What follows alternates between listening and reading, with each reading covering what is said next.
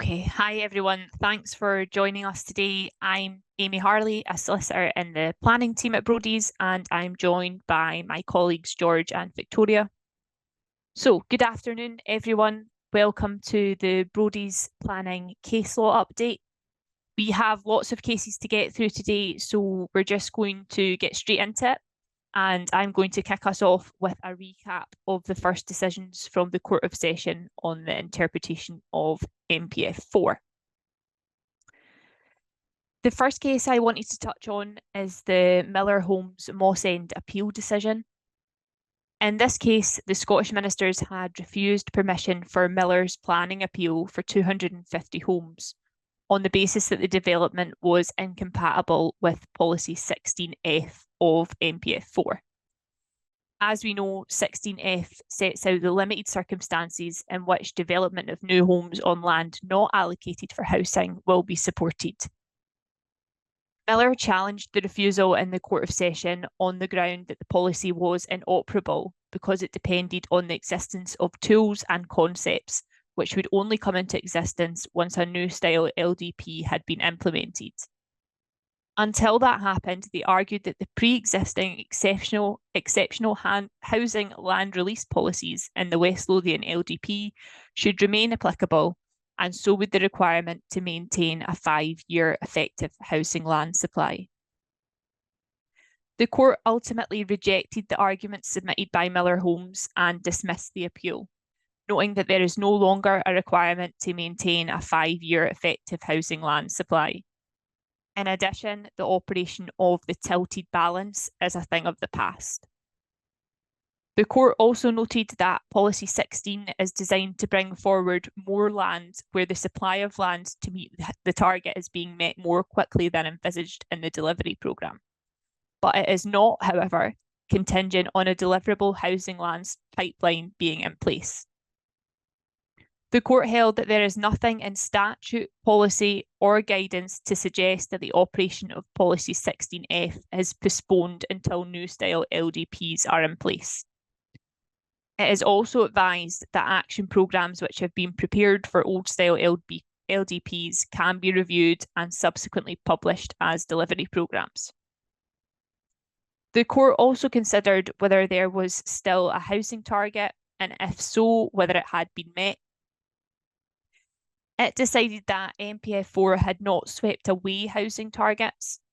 The minimum all tenure housing land requirement in MPF 4 is a target which applies now. Last but not least, it should be noted that the Court of Session drew a clear distinction between development planning and development management. An omission from a development plan being out of date, or a failure on the part of the planning authority to update a delivery programme may constitute a material consideration. In such a case, it may be argued that an application for planning permission that does not accord with the statutory development plan should be approved. In terms of the implications of this decision, 18 appeals for housing development on unallocated land were paused pending the outcome of the Miller challenge. Of those 18 appeals, 1 was withdrawn, 16 were refused, and only 1 appeal for 125 units was given a notice of intention to grant, subject to a legal agreement. Following the Moss End decision, the Chief Planner issued a letter providing further clarification on the application of Policy 16, indicating that there is no hierarchy in the policy and seeking a more constructive dialogue on delivering more housing. That has since been followed by further Chief Planner letters in September and November 2024 and in January this year, including the Housing Emergency Delivery Plan. Despite these assurances and action plans, it remains incredibly difficult to obtain permission for new housing on unallocated land under Policy 16F. If we can move to the next slide, please. Moving on then to the case of Tesco v Perth and Kinross Council. To give a bit of background first, in 2021, Aldi applied for planning permission to replace an existing store with a larger store at a different location. The application was supported by a retail statement and submissions that the proposal would address deficiencies in the catchment area and that no alternative locations were available or allocated in the local development plan. The council issued a minded to grant decision in May 2022, subject to completion of a planning agreement. Of course, in February 2023, NPF4 was adopted, and this led the council to prepare a supplementary report with reference to NPF4.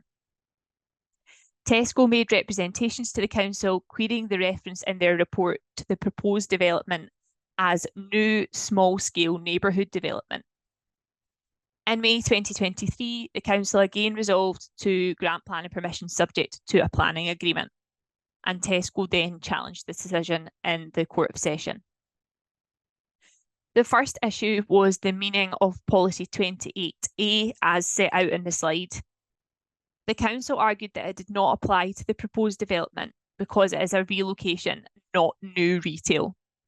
The new store was to be a direct replacement for an existing store.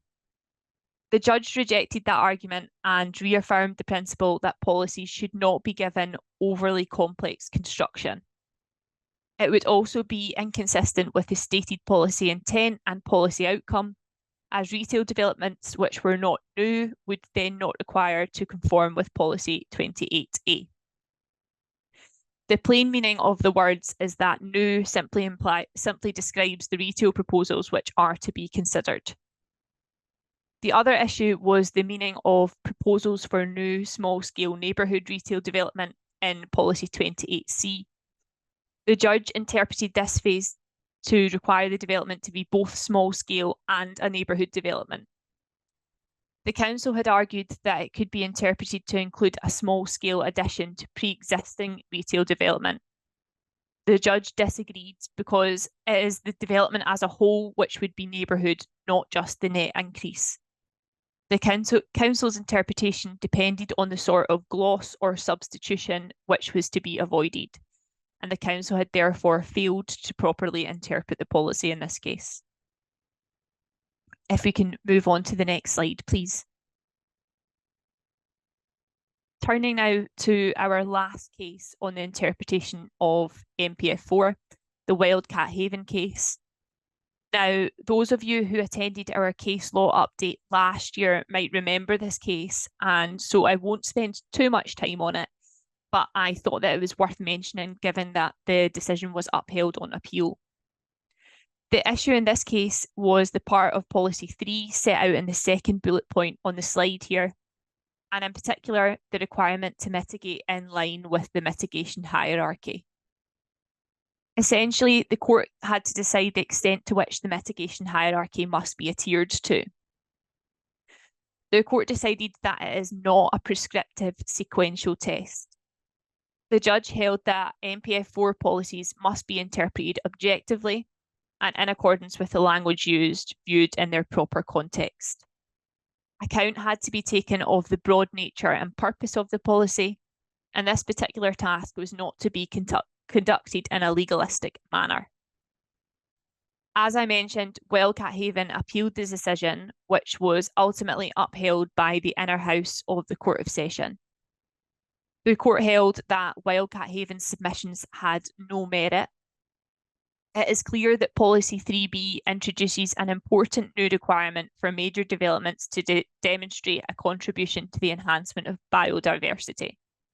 However, there is nothing which suggests a material change in the mitigation strategy or in how potentially significant adverse environmental effects are to be assessed and dealt with by decision makers.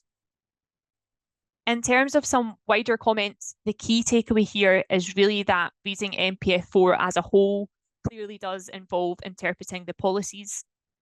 The general principle is that complex or strict interpretations should be avoided, and the words of a policy should be understood as they are stated rather than through gloss or substitution. However, these cases demonstrate that interpretation will rarely be a straightforward issue. With that, I'm now going to pass you over to Victoria, who is going to talk to you all about something completely different. Thanks very much, Amy. Good afternoon, everyone. The two cases that I'm going to cover this afternoon are both English decisions relating to Section 73 applications to vary conditions attached to planning permissions, the equivalent of Section 42 applications in Scotland. The first case is Friends of the West Oxfordshire Cotswolds and West Oxfordshire District Council, decided in September 2024. Now, we talk a lot about the risk of challenge, particularly in the immediate period following the grant of a planning permission. More often than not, I suspect that a lot of us have these discussions with clients from a "this will never happen" perspective. Well, there's always the odd exception to the rule, and this case is one of them. This case has a complex factual background, but it can be summarised as follows. Planning permission was granted for 25 houses and a 12-bed supported living facility in January 2020. The developer had obtained approval from the local planning authority for the discharge of various pre-commencement conditions. This approval of the pre-commencement conditions was challenged, however, by way of a judicial review claim brought by Friends of the West Oxfordshire Cotswolds, particularly the local planning authority's handling of the application in relation to a requirement under the planning permission to maintain a 5-metre buffer zone between the proposed development and the adjacent ancient woodland to protect it and the wildlife within it.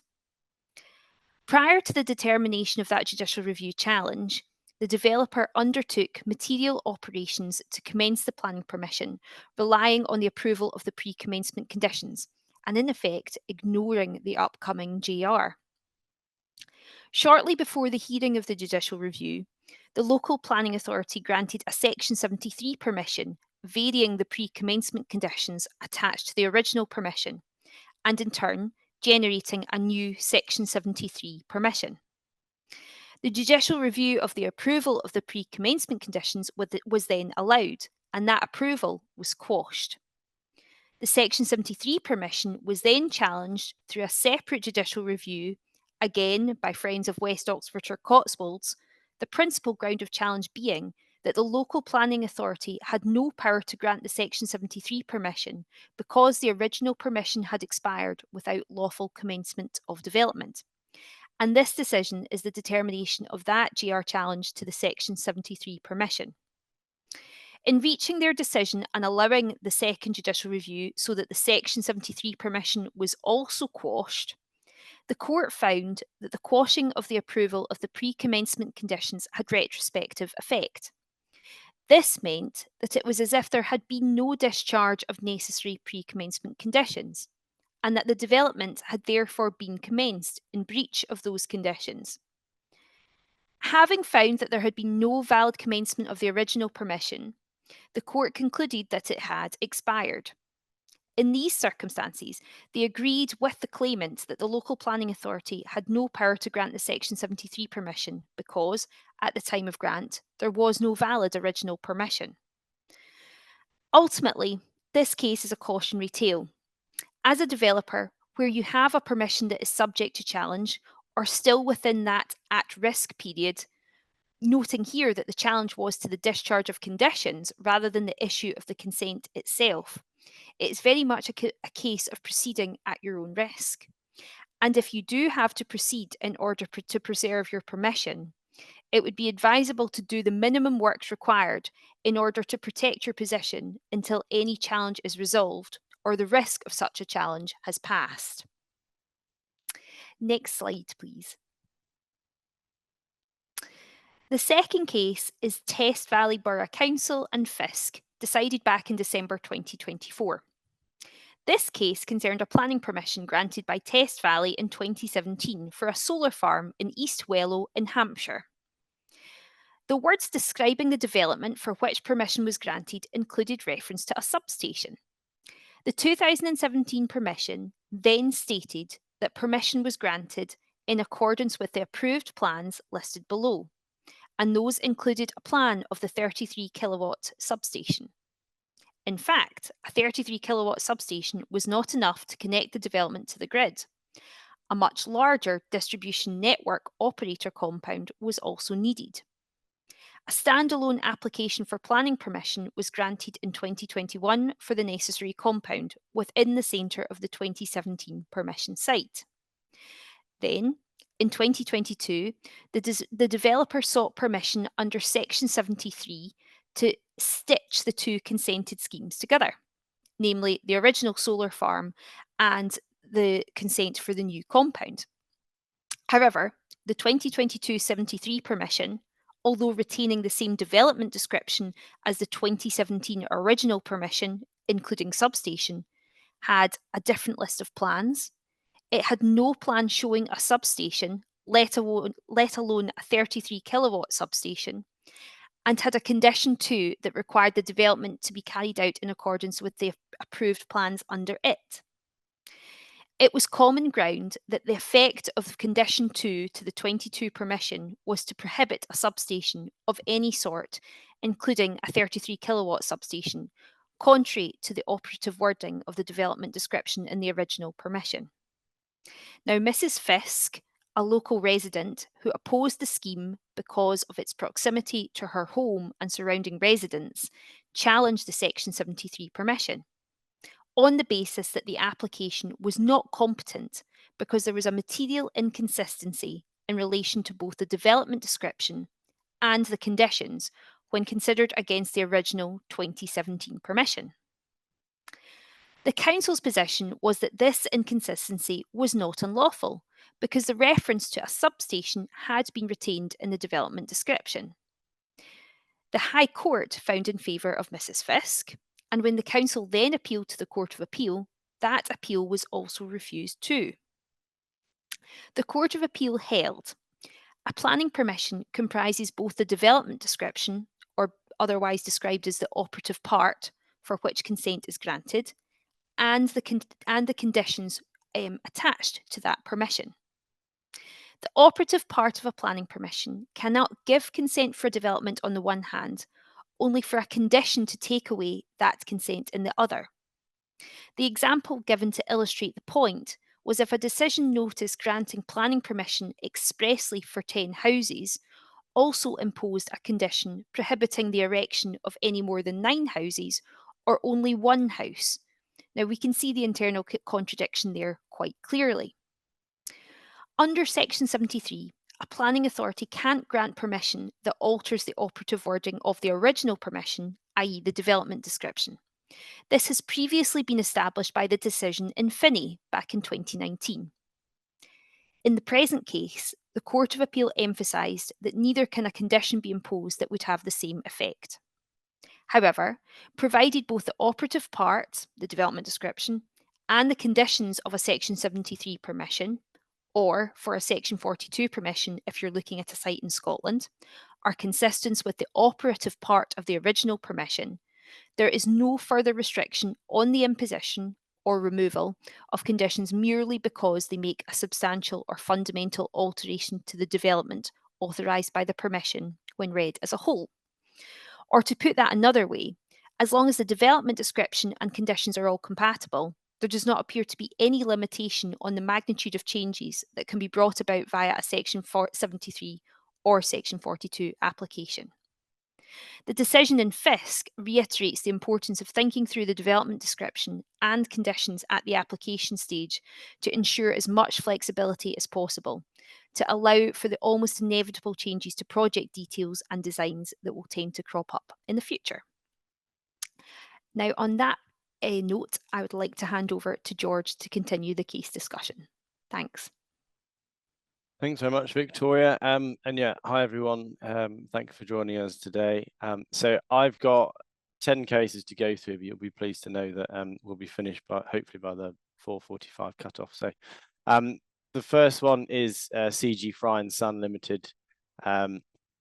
The central question of this case is whether the Conservation and Habitats and Species Regulations 2017 required an appropriate assessment under those regulations before a planning authority decided whether to discharge conditions on a consent or not. And in this case, it was a condition on a reserve matters approval, or AMSC in Scotland, having previously been granted outline planning permission without an appropriate assessment being carried out. So the outline planning permission here granted consent for 650 units along with other commercial space, etc. For a scheme in Somerset. It was proposed to be built out over 8 phases. The catchment, it was in the catchment of the River Tome, which meant that the development could potentially have impact on the Somerset Levels and Moors Ramsar site. So after the outline planning permission, or PIP, was granted, we then had a reserve matter consent for the 3rd phase. So first, second, third phase. The 3rd phase was 190 dwellings, and that was subject to certain pre-commencement conditions. Now, after that approval was granted, Natural England then issued an advice note on the Somerset Levels and Moors Ramsar site, saying that there'd be potential nutrient impacts from developments within the area. So the whole point of nutrient neutrality down south. The developer then submitted applications to discharge those pre-commencement conditions, but the council withheld approval until an appropriate assessment was carried out on the basis of this new Natural England advice. CG Fry then appealed that decision to the Secretary of State, who then upheld the decision not to require an appropriate assessment before they determined the discharge conditions. So the grounds of appeal from the developer were basically that Regulation 63 of the Habitats Regulations didn't apply at the discharge of conditions stage, and if it did apply, then the scope and of appropriate assessment should be limited to the matters that are covered by that condition that's being discharged, rather than looking at the whole development itself. So going back to what the regulations say, Regulation 63(1) requires an appropriate assessment before a competent authority is decided to give any consent, permission, or the keywords here, other authorization, for a plan or project which is likely to have a significant effect on a European site, and Ramsar sites fall within that. So then Regulation 70 expressly states that it will be applicable to the appropriate assessment provisions in Regulation 63 will be applicable to grants of planning permission and outline planning permission. So as background, there's been plenty of case law to say that an appropriate assessment may, if it's required, be carried or be necessary to be carried out with a reserve matter approval, so the equivalent of AMSC. So even if the outline planning permission didn't require an appropriate assessment, but this obviously looks at then the next stage in the process in terms of the discharge of conditions. In the first instance, the judge looked at the EU Withdrawal Act and the Habitats Directive, and they said that the EU Withdrawal Act required the interpretation of Regulation 63 to be in light of Article 6.3 of the EU Directive, which meant that an appropriate assessment would be required before the implementing decision in a multi-stage consent process. So we actually touched on that previously on a case called Swire. They dealt with a similar process. The court that was then appealed. The Court of Appeal held that the discharge of a pre-commencement condition is an imperative step before you can lawfully implement a permission, and the development taking place. And they described it as the decision which entitles the developer to proceed with the project.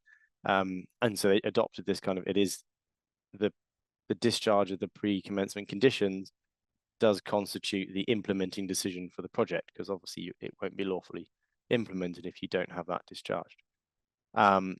They also kind of clarified, the High Court judge it wasn't necessary to discuss the applicability and the interpretation of the EU Habitats Directive and the EU Withdrawal Bill, or Act, sorry,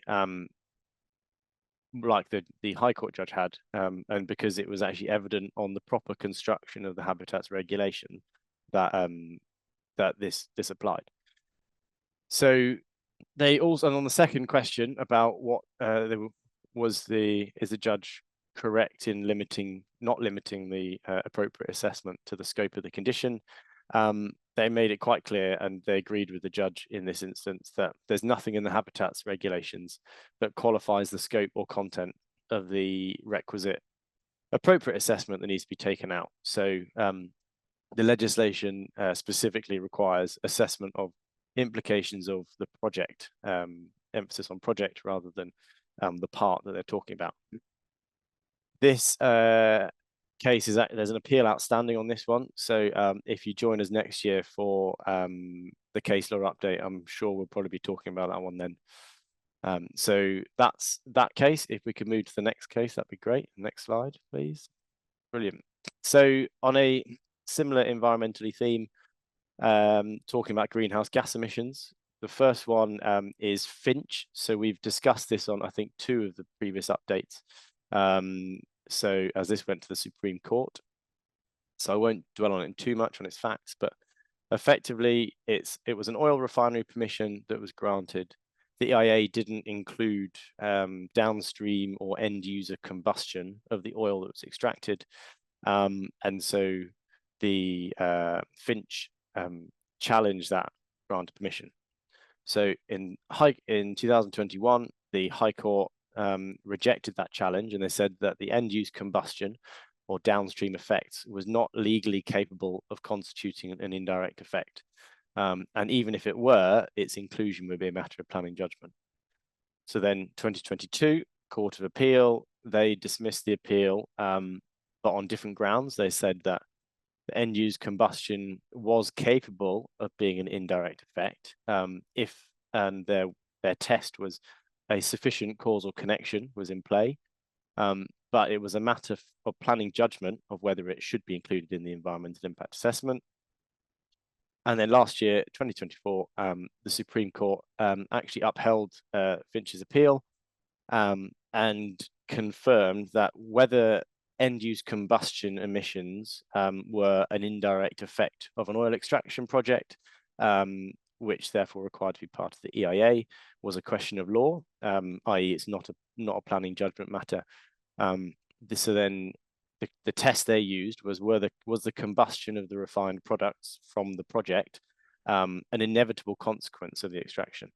And on that basis, they said yes, and therefore the planning permission was quashed. In their judgment, they confirmed that there are certain, in that instance, there were certain matters that were irrelevant to whether there was a link. And the first is the fact that the oil would be subject to kind of an intervening process between leaving the refinery and being ultimately burnt by end users, whether that's in your cars or other products. The developer also had no knowledge or control over those processes and also couldn't implement any mitigation measures to reduce them. And finally, the use of the oil is subject to decisions that are yet to be made further downstream. And yeah, the court basically said, no, that doesn't matter. They're all relevant factors. The question is it an inevitable consequence of the extraction, which in that instance, yes, it could be. So then on the same slide, we've got Friends of the Earth. The other party in this was the South Lakeland Action on Climate Change Towards Transition Action Group, or SLAC, as it's also referred to. So on this one, it was an application for an underground coal mine in Whitehaven in Cumbria. You might have seen it on the news. It was called in by the Secretary of State in 2021. The Secretary of State granted permission in December 22. And so then Friends of the Earth and SLAC challenged the decision. And it was then stayed. The case was stayed pending the decision in Finch, because obviously the questions involved were in terms of this, partly in terms of this end downstream effect and end user of the products produced from the project.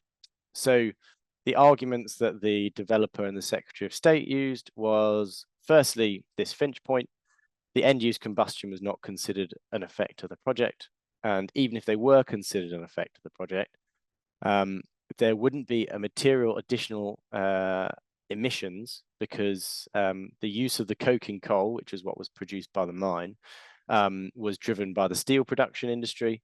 And at the moment, the steel production industry, and the UK at least, got their and Europe as well, got their coking coal from the US. And so effectively what they were saying was coal produced from the new mine in Cumbria would effectively replace almost like for like other coking coals which are already being used in the steel industry, and which, because being transported from the UK would be more expensive coal, they'd UK and Europe steel industries would prefer UK coal. So this is what they referred to in the judgment, and I'm referring to as the substitution argument. So they're basically saying it's a net zero mine, coal mine, if you can imagine that.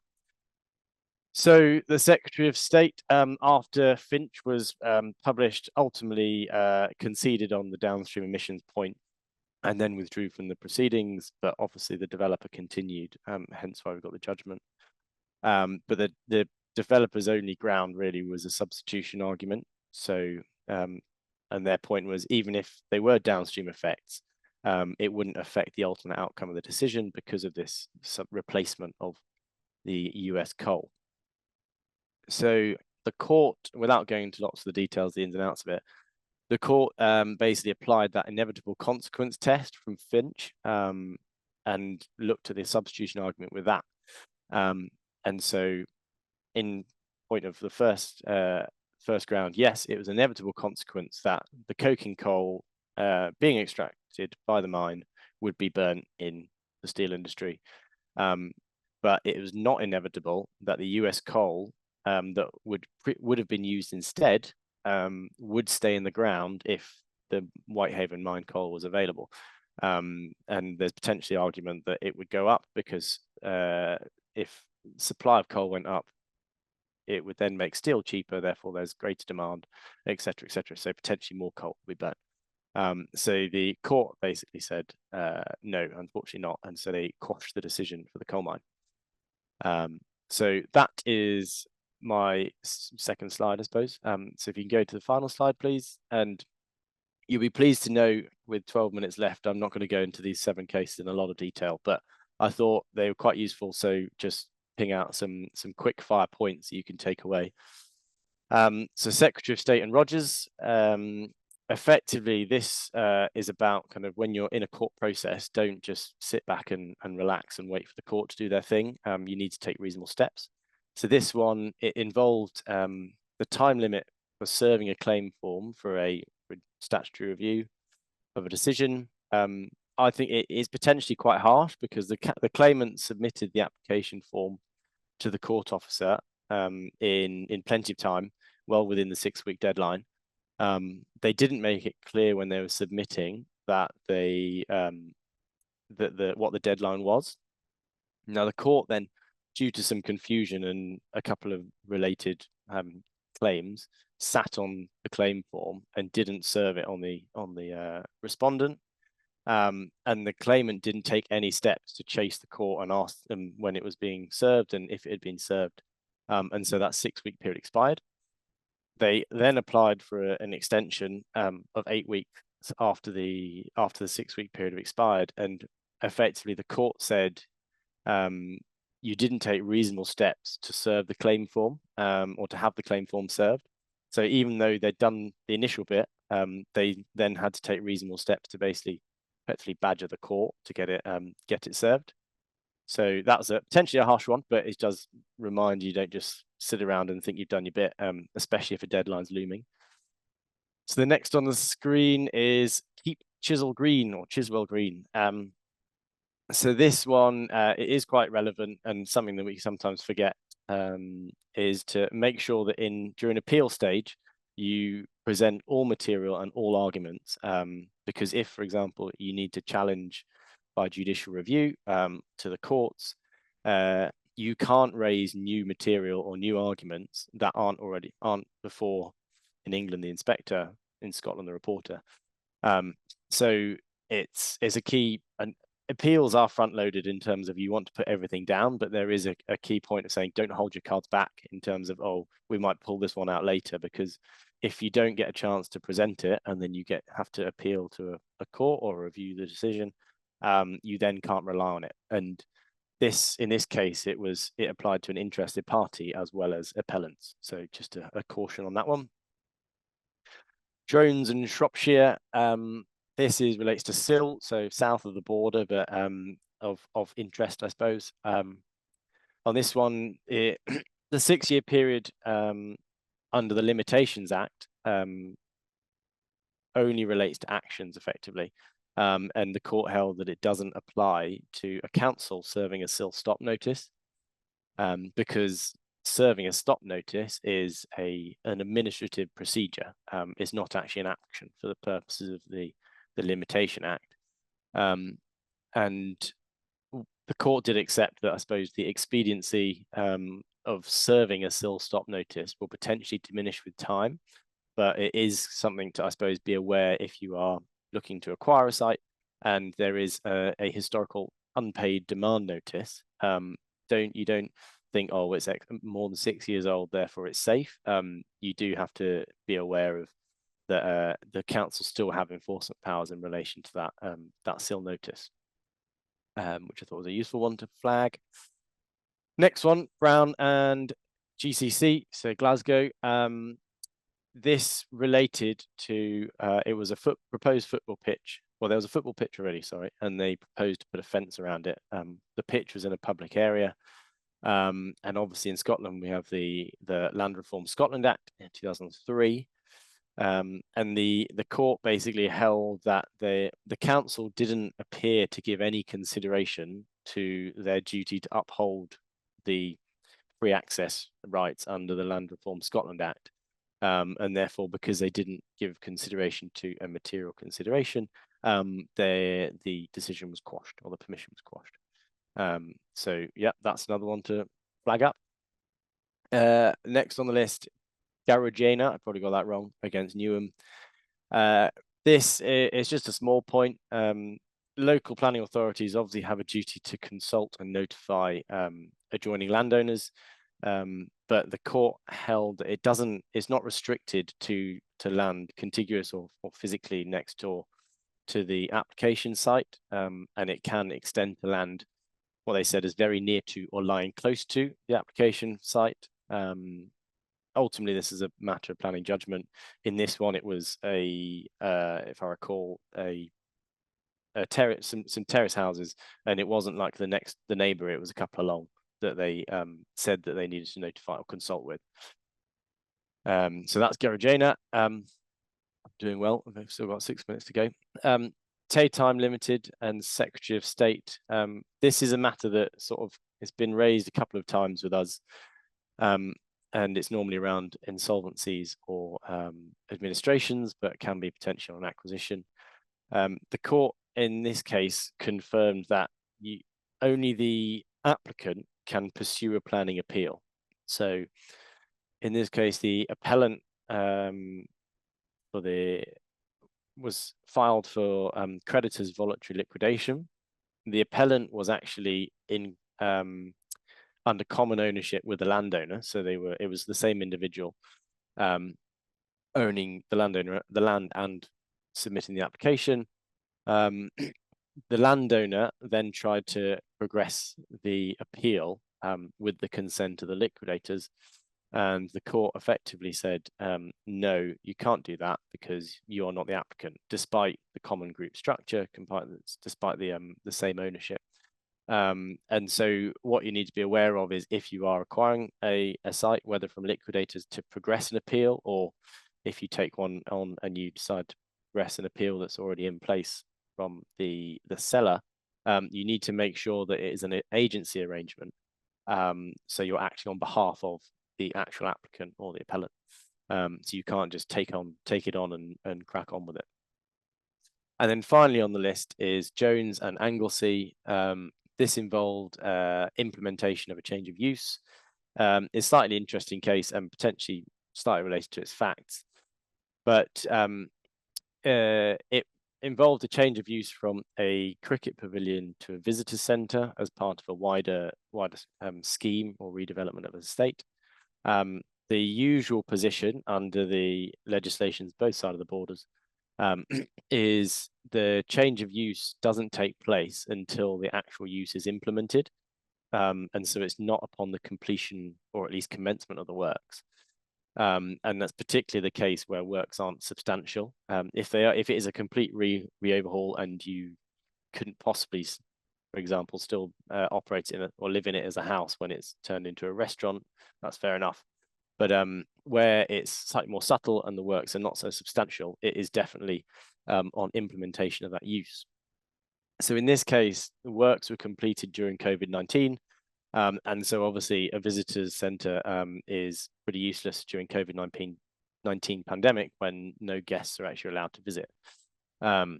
So in these circumstances, the court said there had been sufficient works to kind of implement the planning permission to make it available for that use. And then the lack of the actual use was just a factor in the decision of the planning authority when exercising their planning judgment. But it certainly wasn't determinative. And that because there were legitimate reasons as to why the use hadn't commenced, they felt that in this instance, the council weren't unreasonable in reaching the decision that it had been implemented. So that's a whistle stop tour. Hopefully those points were useful. If they weren't, hopefully they're interesting anyway. Grand, so if you could, next slide, please, as we wrap up. Before we do finish up, just want to flag our next event will be the Planning Live event on the 24th of April, where we'll be joined by Alison Cord, who is a reporter for the Scottish Government, and we're going to be looking at evidence reports around the new LDP process. So you should also get a feedback survey, which will pop up at the end. So please let us know, hopefully how we did, whether you enjoyed it, whether you didn't. And if there are any topics you'd like us to cover in the future, we're always open to Planning Live topics, given it's once a month. So it would also make our lives easier if you came up with some things you're interested in as well. But on that note, I will just say thank you very much, everyone, for joining on behalf of Victoria and Amy as well. Yeah, we appreciate you coming along today and hope that you found it useful.